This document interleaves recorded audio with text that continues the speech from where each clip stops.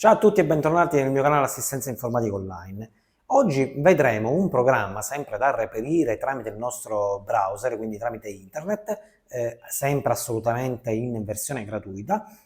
Conosceremo un nuovo programma che servirà per monitorare le temperature del nostro computer, quindi è un software insomma abbastanza importante che può essere installato soltanto qualche volta soltanto a mo' di controllo di temperatura, però può essere lasciato benissimo installato direttamente nel computer come un programma che parte proprio all'inizio del nostro sistema operativo, proprio perché monitora praticamente tutte quelle temperature dei processori, dei core, quindi del processore. Quindi se il processore ha 4 core ovviamente avremo 4 temperature di riferimento, se è un dual core magari ne avremmo 2, quindi in base ai core direttamente usciranno le varie temperature di questi core del processore. Quindi per intenderci, insomma, il processore è la classica CPU, quindi il classico cervellone che elabora insomma tutto quello che diciamo al computer di fare, viene elaborato ovviamente dal processore proprio.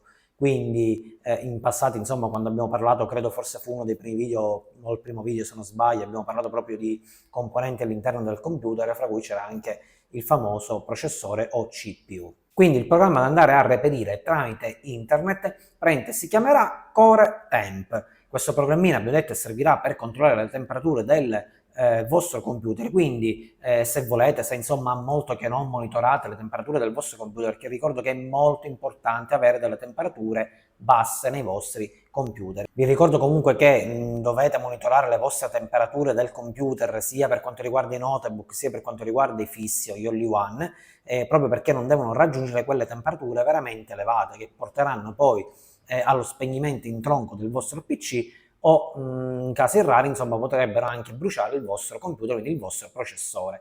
Questo succede perché? Perché abbiamo detto che per quanto riguarda il campo della pulizia, il computer avendo delle ventole sopra questo processore proprio, che serve insomma per raffreddare la ventola, essendo che gira ovviamente attira, ahimè, la classica polvere, che è veramente deleterio, è deleterio questa polvere per la vita stessa del computer, quindi è come se noi mettiamo un fazzoletto insomma nel naso o bocca e non riusciamo più a respirare. Stessa precisa identica cosa accade per i computer, quindi non riescono più a respirare, a raffreddare, a fare raffreddare bene il processore, che a sua volta si brucerà o nelle schede madri nuove insomma capirà che la temperatura è veramente elevata e staccherà, quindi lo manderà in protezione, per fortuna nelle schede madri quelle moderne. Quindi appena detto che le temperature non devono superare, come abbiamo parlato bene già nel primo video, intorno ai 50 gradi vanno bene, 40 gradi, se è sempre meno è ancora meglio. Cosa fare se la temperatura è davvero elevata? In sostanza c'è subito qualche problema nel computer, quindi già si evince che ci sarà un problema nel nostro computer, la maggior parte dei problemi proprio è collegata alla polvere, quindi in quel caso poi voi dovete andare a pulire o chiamare un tecnico, insomma rivolgervi al vostro tecnico di fiducia e chiedere proprio la pulizia, quindi la rimozione della polvere da sopra la ventola. Ovviamente un bravo tecnico, oltre a eseguire la pulizia della ventola, che solo questa non basta dato che le temperature già sono elevate, provvederà sicuramente, se è un bravo tecnico, anche all'asportazione della vecchia pasta termoconduttiva per poi procedere con l'inserimento di una nuova buona e fresca pasta termoconduttiva. Quindi poi riassemblerà tutto il computer e poi vedete che facendo un altro test di temperatura, le temperature scenderanno veramente in maniera vertiginosa, quindi andando intorno ai classici 30-35 gradi, insomma, ovviamente a computer fermo. Se noi incominciamo a far elaborare dati al computer, quindi lo utilizziamo, ovviamente la temperatura un pochettino può salire. Questo ve ne accorgerete ora installando il programma, che quindi non utilizzando il programma, essendo a minimo regime, avrà, che vi posso dire, una temperatura anche di 30-35 gradi, però se incominciamo ad aprire programmi e nel frattempo il computer lavora, questa temperatura ovviamente per via di cosa, dato che il processore è messo sotto stress, ovviamente aumenterà. Però fino a quando aumenta una temperatura di arrivare anche a 50, 55, 60 gradi può andare anche bene, perché tanto stiamo capendo che è pulito, però si alza la temperatura perché sta lavorando, è sotto sforzo il nostro processore. Se invece già a fermo il computer a temperature veramente elevate, come abbiamo detto poc'anzi, dovete immediatamente spegnere, o che sia notebook, o che sia all-in-one, o che sia un fisso e fare una buona pulizia da un vostro tecnico, oppure anche a voi stessi, se siete capaci. Vi ricordo sempre che poi, perché ci vuole un pochettino di tempo, farò un video proprio dove disassemblerò un PC fisso e un notebook, già devo dire che in parte è già stato girato il video, dove vi farò vedere come andare a eseguire una corretta pulizia anche con cambio di pasta termoconduttiva. Però più avanti sicuramente pubblicherò il video, perché ahimè non ho avuto ancora tempo di concludere i due video. Ora insomma ci stoppiamo e subito vediamo, cambiando inquadratura, qual è questo tipo di programma. Ok, allora per andare a reperire questo programma apriamo sempre una pagina di internet e andiamo a scrivere nella barra in alto, cancelliamo tutto, andiamo a scrivere Core Temp, proprio scritto Core Temp. Rifiutiamo i cookie, il programma dove andare a reperire è il primo, All CPU Core Temp. Clicchiamo dentro ed è semplicissimo andare a scaricare, chiudiamo le pubblicità come al solito, perché qua c'è la vocina download e noi scarichiamo la versione 1.18.1. Clicchiamo sul download, possiamo anche chiudere la classica finestrella di pubblicità e voi vedete che già ha scaricato il programmino, quindi io posso fare direttamente apri file, perché preparerà insomma l'installazione del programmino. Diamo sì, confermiamo con il sì. Perfetto, questa la possiamo chiudere e qua possiamo andare a installare. Ovviamente purtroppo la lingua italiana non c'è, ha pochissime lingue il programmino, però vi posso dire che ovviamente quella più semplice, per esempio anche per me, è l'inglese, quindi lo installerò in inglese perché non conosco le altre lingue. Voi insomma installate fra queste quattro quella che vi è più congeniale, quindi io lascerò l'inglese. Comunque il programma è semplice anche perché una volta che lo installiamo fa tutto da solo, ora lo vedrete nel video.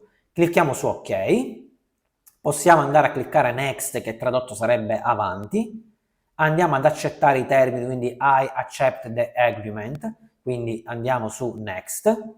Questo è sempre la famosa cartella di destinazione che va lasciata dove è, quindi clicchiamo sempre su next, cioè avanti, e qui vediamo insomma quello che dà il programma. Allora, create a desktop shortcut dobbiamo mettere sì, perché sarebbe tradotto crea l'icona famosa sul desktop. Abbiamo detto che dobbiamo sempre creare i collegamenti sul desktop per andarla a trovare immediatamente qua, senza andarli cercando poi in giro. Poi c'è il Build Your Kingdom, eccetera, eccetera. Questi sono praticamente giochini, quindi state attenti a installare questi sottoprogrammini sempre, quindi togliamo la spunta. E poi possiamo anche installare il pacchetto insomma della lingua addizionale, quindi questo se volete potete anche metterlo, perché può essere poi che uscirà anche una lingua insomma italiano, quello che sia.